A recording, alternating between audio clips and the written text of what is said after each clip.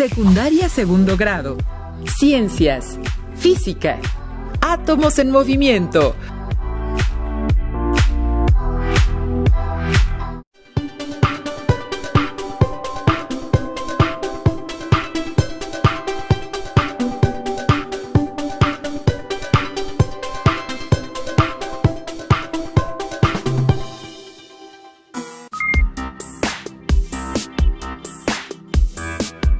Sean bienvenidas y bienvenidos a una emisión más de Aprende en Casa 2. Mi nombre es Enrique Rodal y en esta ocasión tendremos una sesión de la asignatura Ciencias Física.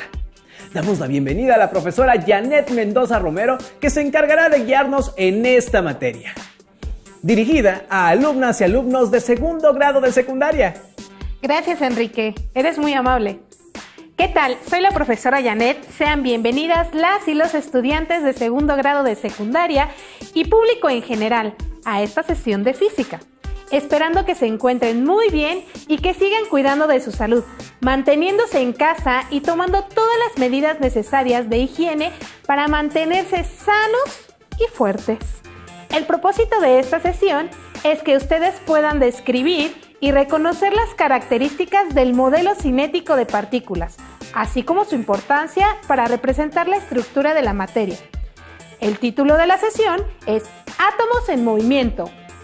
Les recuerdo que es muy importante participar en las actividades de la sesión. Sugerimos que tengan a la mano cuaderno y lápiz o bolígrafo para anotar las ideas principales que se les presenten durante la sesión, al igual que preguntas y reflexiones para que puedan despejarlas más adelante. No olviden su libro de texto. Ha llegado la hora de poner mucha atención, pero mucha atención. Nada de distraerse con la mosca que pasa a su lado. Realicen anotaciones en un cuaderno que incluyan ideas principales o palabras clave del tema expuesto. Pueden realizar un dibujo explicando cómo piensan que se encuentran las partículas en algún objeto de su casa. Por ejemplo, una silla. Si tienen alguna duda, pueden buscar información en su libro de texto y también investigar en páginas confiables de Internet. Ha llegado la hora de iniciar nuestra sesión de física llamada Átomos en Movimiento. Enrique, primero vamos a revisar algunos conceptos vistos anteriormente. Por esa razón, necesito de tu ayuda para recordarlos. ¡Claro que sí, maestra! Ya sabe que yo siempre estoy dispuesto a ayudar con el aprendizaje. ¡Excelente! ¿Podrías decirme qué es un modelo en la ciencia? Claro. Un modelo en la ciencia es una representación de algún sistema o proceso científico y tiene la finalidad de analizar, describir, explicar o predecir algún fenómeno. Muy bien. Tienes muy buena memoria. Veo que te han quedado claros los temas anteriores. Claro, maestra. También recuerdo que en la sesión anterior estuvimos revisando el modelo atómico. ¿Vamos a hablar otra vez de qué es un modelo atómico? No exactamente, pero sí tiene que ver con los átomos. Ah, está bien. Pero cuénteme más, porque ya estoy un poquito ansioso por saber de qué vamos a hablar en este tema. Bueno, ahora vamos a recordar qué es la energía cinética. Recuerdo que tiene que ver con los cuerpos o objetos que se mueven. Sí, es correcto. Creo que ya estamos en sintonía. ¿Podrías decirme su definición? Claro, maestra. La energía cinética de un cuerpo es la energía que posee debido a su estado de movimiento y depende de su velocidad y su masa. Muy bien. Ahora solo nos falta definir un concepto para tener todos los antecedentes necesarios para comenzar nuestro nuevo tema. ¿Y cuál es ese concepto? Debemos saber cómo define la física una partícula. Enrique, ¿tú qué piensas que es una partícula?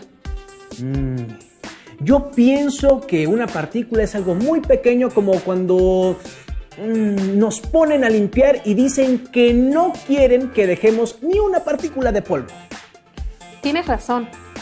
Para la física, una partícula es la forma en la que representamos cosas muy pequeñas, que pueden ser átomos o combinación de ellos. Maestra, ¿Y cómo se llama lo que sale de combinar distintos átomos?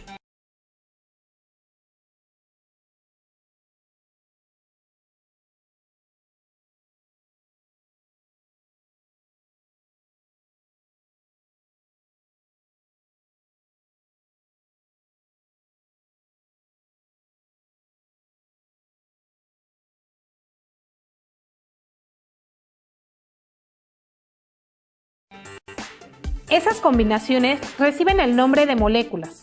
De hecho, muy pocas sustancias están conformadas por un solo tipo de elementos. El agua, por ejemplo, está formada por átomos de hidrógeno y oxígeno. Ya me queda más claro lo que es una molécula. Pero dígame, maestra, regresando a las partículas, entonces, estas son un modelo... ¿son un modelo que nos permite representar a los átomos o a las moléculas? Así es. Existen ciertas características de los cuerpos u objetos que pueden estudiarse utilizando el modelo de partículas, sin adentrarnos más en la estructura atómica o la propia composición de las moléculas. Entonces es un modelo muy útil porque, como sabemos, todo está conformado por átomos. Tienes mucha razón, Enrique. Por lo tanto, todo lo que discutamos en esta sesión se aplica a toda la materia, sin importar de qué elemento o molécula se trate. Ya que tenemos claros los conceptos que estaremos manejando, podemos adentrarnos en el modelo de partículas. Vamos a empezar con un ejemplo. Enrique, ¿conoces el grafito? Ay. ¿Es lo que tienen adentro los lápices que es de color negro? Es correcto. El grafito es un mineral que está compuesto casi exclusivamente por átomos de carbono. Si pudiéramos ver con un microscopio extremadamente potente un trozo de grafito, veríamos que los átomos no están acomodados de forma continua, sino que están separados por cierta distancia. Además, los observaríamos como pequeñas esferas. Maestra, ¿y si están separados, qué hay entre átomo y átomo? Porque si yo agarro un lápiz, lo percibo sólido. Pienso que debe haber como una especie de puentes o pegamento entre los átomos que hace que el material se sienta de esa forma.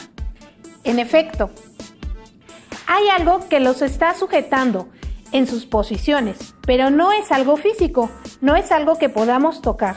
Los átomos se mantienen en esa estructura por un tipo de fuerza, la fuerza de cohesión. La cohesión es cuando algo está junto, ¿no, maestra? Sí.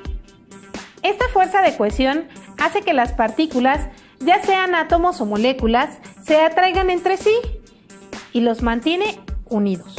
Pero dígame, maestra, si existe esa fuerza que mantiene las partículas juntas, ¿por qué no están una después de la otra de forma continua?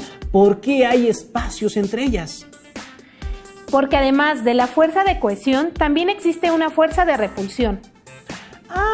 Ahora todo está más claro. Entonces, esta fuerza hace que se alejen entre sí. Por eso están separados. Pero, ¿no hay nada de nada entre las partículas? No.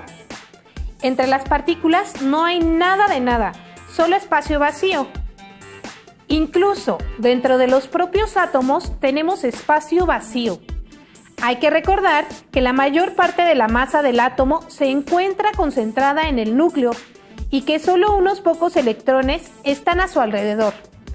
Vamos a hacer un pequeño experimento que nos servirá para ejemplificar esto. Muy bien, ¿qué material vamos a necesitar, maestra? Utilizaremos un vaso pequeño de vidrio o plástico, canicas,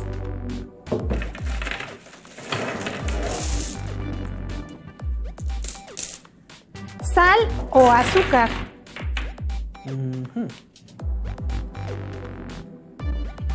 y por último, agua. Esta agua, ¿verdad? Claro. Lo primero que vamos a hacer es colocar algunas canicas hasta que se llene el vaso. ¿Todas? Algunas. Tienes que llenarlo nada más. Vamos a ver.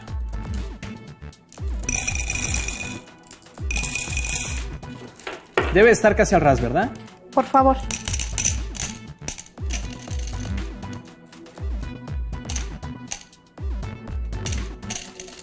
¿Así está bien? Sí. Sí, sobraron. Después, ¿qué vamos a hacer? ¿Esas canicas representan las partículas del objeto? Efectivamente. Como dijimos anteriormente, los átomos o moléculas se pueden representar con esferas. En este vaso podemos ver que aunque ya está lleno de canicas, aún hay espacio. Vamos a vaciar la sal hasta que veamos que está lleno el vaso. Perfecto. Con cuidado, no se te vaya a caer. ¿Toda la sal? Pues lo que quepa. Uy. Uy, uy, uy. Ten cuidado, ten cuidado. Poco a poquito.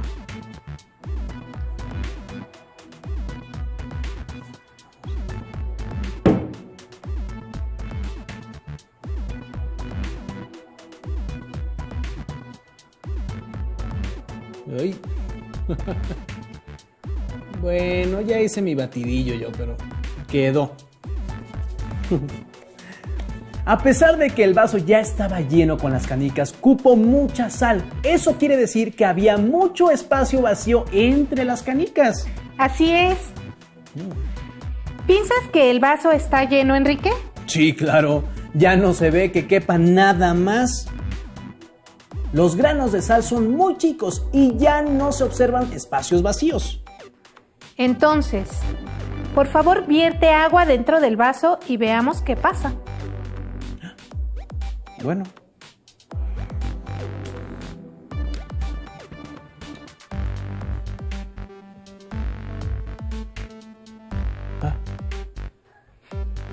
Órale. Creías que estaba lleno, ¿no? Pues ya, casi.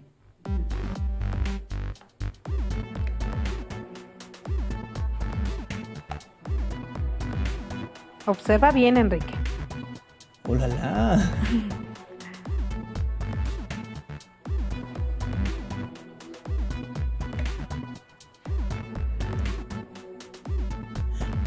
Todavía pide más agua.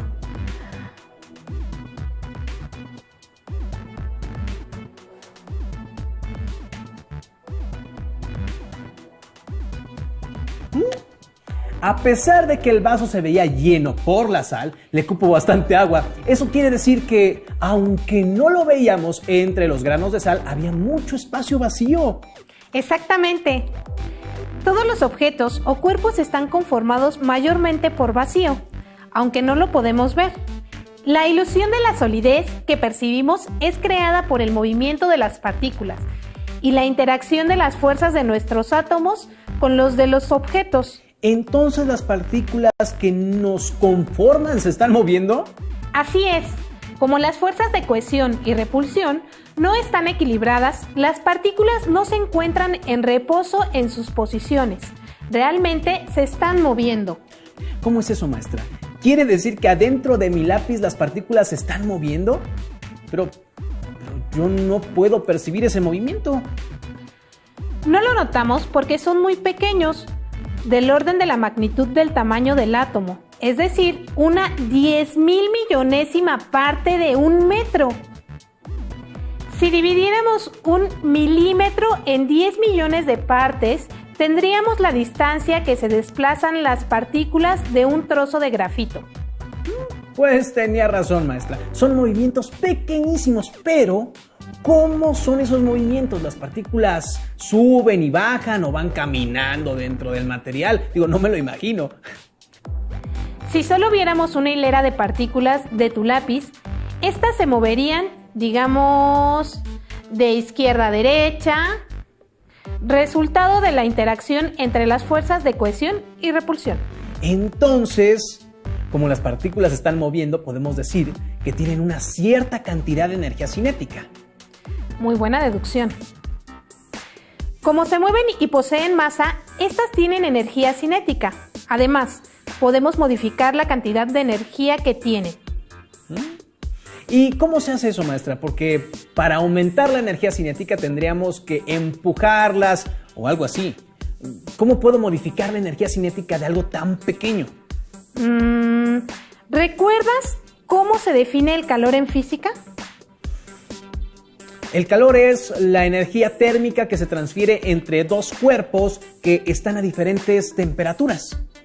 Exactamente, Enrique. El calor es energía de tránsito y como es energía, esta se puede transformar a otro tipo. Por ejemplo, a energía cinética. Y entonces al suministrarle calor a algo, aumentamos la energía cinética de sus partículas. Sí, así es. De hecho, el modelo de partículas nos permite comprender por qué el calor fluye siempre del cuerpo con mayor temperatura al cuerpo de menor temperatura. Si ponemos en contacto dos cuerpos a diferente temperatura, las partículas del que tenga mayor temperatura tendrán más energía cinética. En la parte donde se toquen los objetos, sus partículas estarán chocando. Estos choques transferirán energía cinética de las partículas que tienen más a las que tienen menos. También recuerdo que la temperatura es la forma en la que medimos la energía cinética de las partículas de los objetos. Sí, así es. La temperatura nos dice la magnitud de la energía cinética promedio que poseen las partículas de un cuerpo o sustancia. Es por eso que, entre más energía cinética tengan las partículas, mayor temperatura tendrá el objeto. Maestra, ¿hay alguna forma de observar el movimiento de las partículas que conforman un objeto o un cuerpo? Es complicado. Se necesitan microscopios muy potentes. Lo que es más fácil de observar es el efecto que tiene este movimiento sobre otras cosas. ¿Has escuchado hablar del movimiento browniano? Es la primera vez que escucho ese término. ¿A qué se refiere? Bueno, entonces vamos a platicar un poco acerca de él. El movimiento browniano fue observado por primera vez por el botánico inglés Robert Brown en 1827. Brown analizaba con ayuda de microscopio partículas pequeñas de polen que se encontraban suspendidas en el agua. Su sorpresa fue observar que algunas partículas muy pequeñas se movían de manera constante, con trayectorias completamente irregulares, y cambiaban continuamente de dirección. Déjeme ver si entendí. El señor Brown tenía granos de polen en agua. Tomó una muestra de eso y al verla en el microscopio observó que el polen se movía. No exactamente. Los granos de polen son muy grandes, pero cuando uno de ellos se rompía, liberaba organelos celulares vegetales, los cuales son muy pequeños y eran estos los que se movían de forma errática. Maestra, dígame, ¿qué era lo que los movía? Al principio, Brown pensó que el movimiento era producido por organismos vivos, aunque no podía verlos. Más tarde, desechó esa idea porque el movimiento se seguía presentando sin interrupción por varios meses. Además, también lo pudo percibir cuando se trataba de una muestra inorgánica. A pesar de que Robert Brown fue el primero en observar ese fenómeno, no pudo encontrar una explicación. ¿Cómo, maestra? ¿Entonces no fue él quien explicó la causa de esos movimientos? No. Fue hasta 1905 que Albert Einstein publicó en su trabajo acerca del movimiento browniano. Albert Einstein es uno de los científicos más reconocidos de la historia. ¿Cuál fue la explicación que encontró? Einstein creía firmemente que la materia se encontraba constituida por átomos y moléculas en constante movimiento. Dijo que cuando una partícula se encuentra dentro de un líquido, recibe los impactos de un gran número de moléculas del propio líquido. Estos impactos provocaban el movimiento aleatorio que Brown observó. Vaya, maestra, qué interesante, pero parece que este fenómeno solo se puede observar con ayuda de un microscopio. Y, por desgracia, pues no tenemos ninguno a la mano. Sí hay una forma de observar de manera indirecta Vamos a hacer un experimento. Muy bien, maestra, pero ¿qué vamos a necesitar? Necesitaremos 2 vasos de vidrio o plástico transparentes con agua fría y agua caliente, colorante vegetal líquido. Muy bien, son materiales muy fáciles de encontrar y conseguir en casa. Ustedes que nos están viendo, recuerden tener mucho cuidado al hacer los experimentos. Siempre realícenlos en compañía de un adulto. ¿Qué más tenemos que hacer, maestra? Es muy sencillo. En uno de los vasos vamos a verter agua fría y en el otro agua caliente. Luego vamos a poner una gota de colorante en cada vaso y vamos a estar muy atentos observando lo que va a pasar. ¿Puedes poner el colorante a los vasos? Una gota a cada uno, por favor. Claro que sí, maestra. Recuerden estar muy atentos a lo que ocurre. ¿Tengo que agitar los vasos o nada más le agrego el colorante? No, es muy importante no mover el agua. Vamos a observar el comportamiento del colorante. Alumnas y alumnos, no olviden anotar sus observaciones. Solo una gotita, Enrique.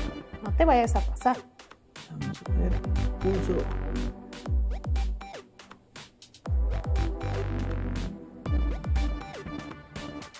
Perfecto, este fue el de agua fría.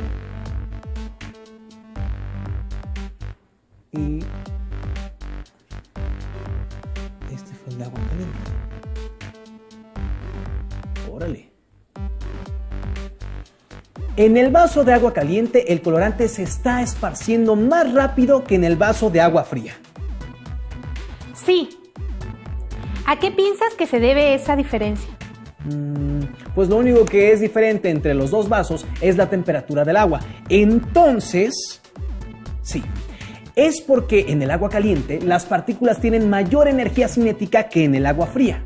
En el agua caliente, las partículas se mueven más y este movimiento es el que mezcla el colorante. En el vaso con agua fría, la energía cinética tiene menor magnitud. Por lo tanto, las partículas se moverán menos, lo que se refleja en que el colorante no se dispersa tanto. Esto es muy interesante, maestra. En casa pueden hacer la prueba con agua a diferentes temperaturas y anotar en su cuaderno las diferencias que encuentran. Enrique, ¿alguna vez has percibido el perfume de una persona sin que esté cerca de ti? ¿O has adivinado qué está cocinando en tu casa sin estar en la cocina? Sí, sobre todo lo de la cocina. Hay veces que estoy muy lejos de donde están preparando la comida y me llega el olor. Pues el olor de las cosas se difunde con la ayuda del movimiento browniano. ¿Cómo es eso, maestra? ¿Podemos oler algo por el movimiento de las partículas? Es un proceso bastante extenso e involucra más cosas que las partículas en movimiento del aire, pero podríamos decir que sí. Por ejemplo, cuando alguien se pone un perfume, algunas partículas del perfume se van a esparcir en el aire. Como ya sabemos, las partículas de todo lo que nos rodea están en constante movimiento, aunque este sea imperceptible a simple vista. ¿Y las partículas del aire se mueven como las de las cosas sólidas? ¿Vibran? No. Las partículas del aire no están ligadas por fuerzas de cohesión. De hecho, se mueven en trayectorias largas antes de chocar con las otras partículas. Sin embargo, a pesar de estar tan separadas, son tantas que eventualmente chocarán con las partículas del perfume y las irán empujando por todo el lugar. Entonces irán avanzando hasta que lleguen a nuestra nariz y ahí las podremos percibir con nuestras células olfativas. Exactamente. Así es como ocurre. Hay otros procesos celulares muy importantes que dependen del movimiento browniano, como la ósmosis o el transporte de moléculas dentro de las células. De las clases de biología recuerdo que la ósmosis celular es la forma por la que entran las sustancias que la célula necesita para vivir, como nutrientes y oxígeno. También es la manera en la que los desechos salen de la célula, Entonces, como puedes ver, el movimiento browniano es muy importante para la vida. A veces parece que la física se aplica solo a la tecnología, pero veo que es posible explicar hasta procesos biológicos. Entonces, para recapitular lo que discutimos el día de hoy, podríamos decir que para representar la estructura de todo lo que nos rodea, la ciencia ha propuesto el modelo de partículas. Así es, la materia está compuesta por pequeñas partículas que pueden ser átomos o moléculas. Además, están separadas, es decir, la materia no es continua. Estas partículas están sometidas a fuerzas de cohesión y repulsión que hacen que estén en constante movimiento, aunque no podamos percibirlo. Aunque no podemos observar el movimiento porque es muy pequeño, este ocasiona otros fenómenos macroscópicos, es decir, que están en una escala que sí podemos observar a simple vista. Uno de esos fenómenos es la temperatura. Esta es una medida de la cantidad de energía cinética que tiene un cuerpo, objeto o sustancia. Y otro fenómeno muy importante para la vida que utiliza el movimiento de las partículas es el movimiento browniano. Existen otras importantes implicaciones del modelo de partículas que nos ayudan a describir las características de la materia, pero eso lo revisaremos en las siguientes sesiones. No olviden que si tienen dudas o quieren investigar más, consulten su libro de texto en el tema correspondiente. También pueden consultar páginas de internet con información confiable. Por mi parte es todo. Me dio mucho gusto acompañarlos en esta sesión. Me despido de ustedes recordándoles que deben seguir las indicaciones de higiene y salud para que no se enfermen. Agradezco su intervención en esta sesión, maestra, y a ustedes los invitamos a la próxima sesión. ¡Hasta pronto! Adiós. Si tienes dudas o necesitas ayuda, llama al Centro de Apoyo Pedagógico a Distancia. El número de teléfono para secundaria es el 55 36 01 71 23. Si requieres consultar los libros de texto en versión digital, recuerda que los puedes encontrar en la página conalitec.cep.gov.mx. Y recuerda que también cuentas con el sitio aprendeencasa.cep.gov.mx, en donde podrás ver nuevamente los videos de los programas y además encontrarás actividades para fortalecer tus aprendizajes.